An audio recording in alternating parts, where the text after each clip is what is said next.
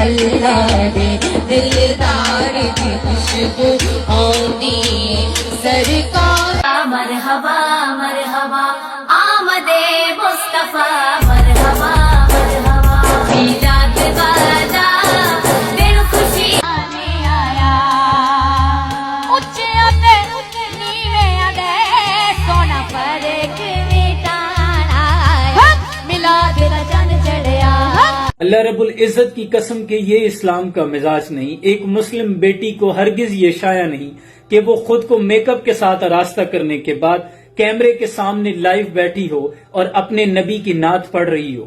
نعت گوئی بھی مجھے کوئی اعتراض نہیں، محافل کریں، لیکن یہ اسلام کا مزاج نہیں.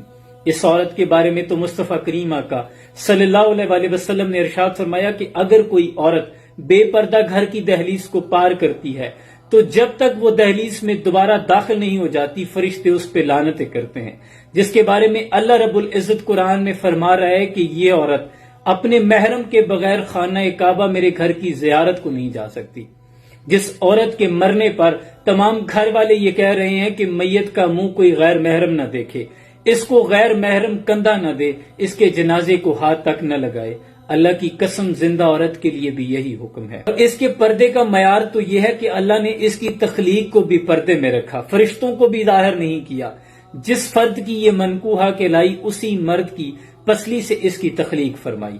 اللہ فرما رہا ہے کہ اس کی آواز غیر محرم کے دروازہ دستک دینے پر اس کی آواز میں شائستگی نہیں آنی چاہیے. آواز کرخت ہو کہ کوئی نامحرم اس کی آواز کی جانب کھنچا نہ جائے. اس کی آواز غیر محرم کے لیے کرخت ہونی چاہیے. سروں میں گانا تو بہت دور کی بات ہے.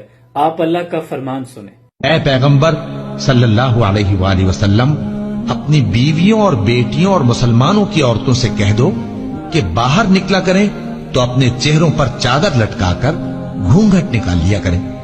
یہ چیز ان کے لیے موجب شناخت و امتیاز ہوگی تو کوئی ان کو ایذا نہ دے گا، اور اللہ بخشنے والا ہے، مہربان ہے. جانتے ہیں سیدہ ام خلا کا جب جوان لخت جگر ایک جنگ میں شہید ہو گیا، آپ کو جب اس کی شہادت کی خبر پہنچی تو ایک ماں کا جب جوان لخت جگر شہید ہو جائے اور اسے شہادت کی خبر پہنچے تو کلیجہ پھٹ جاتا ہے.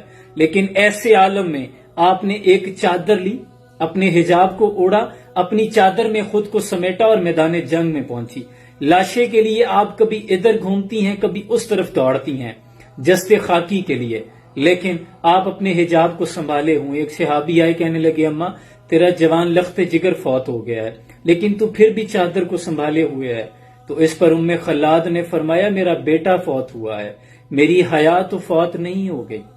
حیا کا معیار کیا ہوتا ہے آپ سکرین پہ دیکھ سکتے ہیں کہ شام کی بیٹی جب اس کے گھر پہ حملہ ہوا اس کے بچے اور شوہر شہید ہو گیا، خود بھی وہ زمین پہ گری پڑی تھی، لیکن جب نامحرم غیر مرد اس کو اٹھانے کے لیے آگے بڑھے تو اپنے پردے کو سنبھالتے ہوئے اٹھی اور کہنے لگی خبردار مجھے کوئی ہاتھ نہ لگائے، میں بالکل ٹھیک ہوں.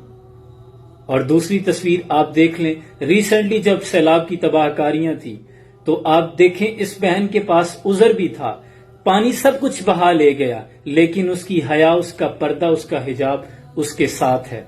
اس کے پاس تو مجبوری تھی، وہ کہہ سکتی تھی کہ میرا حجاب بہہ گیا، لیکن نہیں، وہ پردے کو سنبھالے ہوئے ہے.